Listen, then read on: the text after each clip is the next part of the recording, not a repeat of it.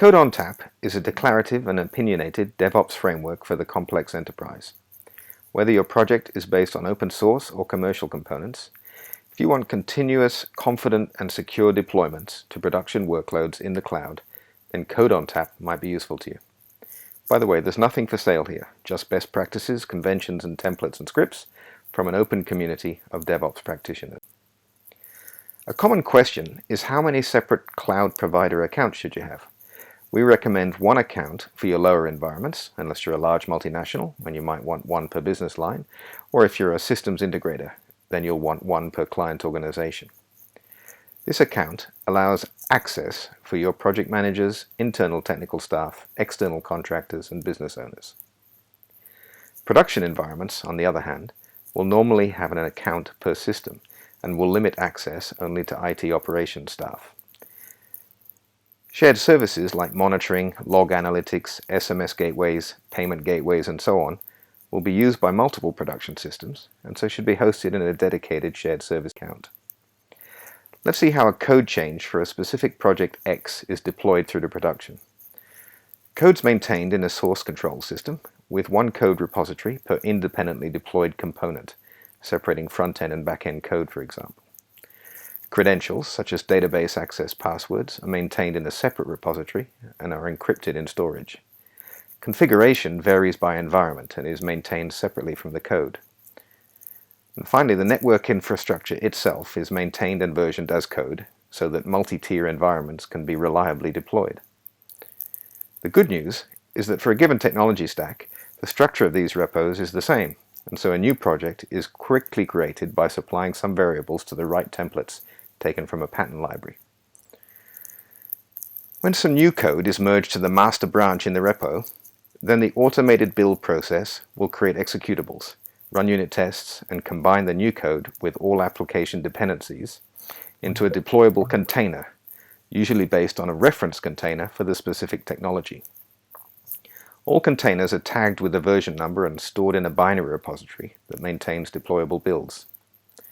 Every new build is deployed to the integration environment and merged with environment-specific configuration and credentials. Automated regression tests will run on the new version in the integration environment, and if successful, the build is available for a push-button release to the staging environment. Although we prefer containerization as the best approach to dependency management, sometimes the target technology stack doesn't support it. In that case, we'll employ state management tools that build consistent environments through scripting. Whatever product you're building, it'll almost certainly need access to some common services such as application-level monitoring and alerting, logging and analytics, email and SMS gateways, and so on.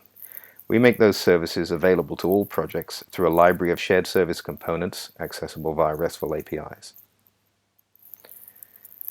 Our framework takes security very seriously.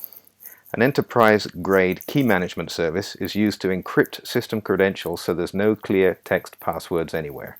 And as a bonus, you can use it to encrypt your cloud-hosted application data.